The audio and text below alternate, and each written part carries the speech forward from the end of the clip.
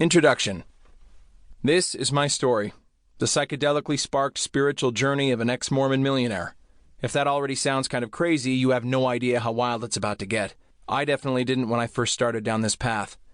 If you picked this up thinking it was just another boring, enlightening self-help book, you're in the wrong place. I've read so many of them and have nothing earth-shattering or groundbreaking to add to the genre.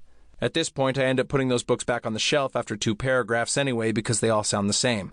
It's also not really a memoir, even though it follows my travels around both the globe and the woo-woo world, trying anything and everything to calm the angst and depression I felt on the inside, despite seemingly having it all on the outside. I did astrology, biofeedback, biohacking, Burning Man, cryotherapy, crystals, ecstatic dancing, EMDR, energy work, flotation tanks, flow camp, holotropic breathwork, intermittent fasting, meditation, healing psychedelic plant medicine ceremonies with 5-MeO-DMT, ayahuasca, MDMA, and psilocybin, psychics, Reiki, shamans, silent retreats, sound baths, spiritual coaching, sweat lodges, Wim Hof method, yoga, so much yoga, at home and in Bali. These provided some major life-altering realizations, although the biggest ones were actually jump-started by the more mundane and universal experience of heartbreak that helped lead me to the authentic, happy, fulfilled place I'm in now. But no single thing was a magic bullet. See, for way too long I was wrapped up in my fat kid self-image that hadn't been true for years. My dad died when I was in my early 20s, and I shoved all that grief down and didn't deal with it until it came back and slapped me in the face.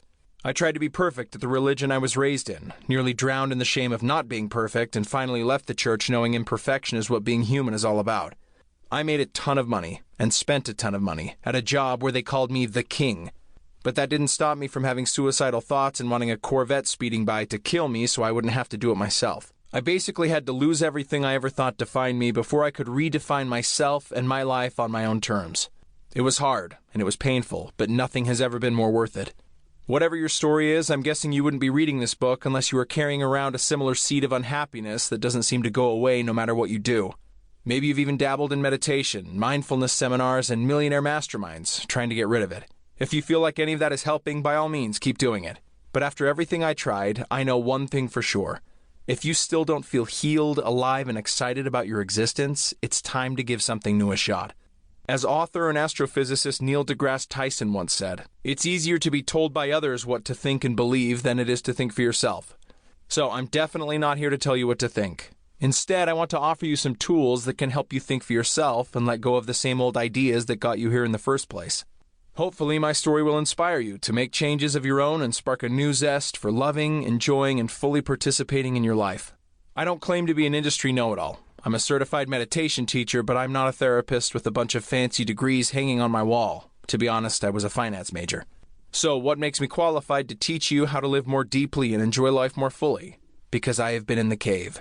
I've squandered the money, dealt with the body shame, felt the guilt, lost the person closest to me, suffered the sexual abuse, went through the religious existential crisis, had my heart broken, contemplated suicide, and been on the verge of a public freakout. If you find yourself in your own cave, no matter what the reason, this book provides a flashlight and map out of there. It will help you emerge from the darkness, ditch those anxious thoughts, and foster a calm mindset for a change.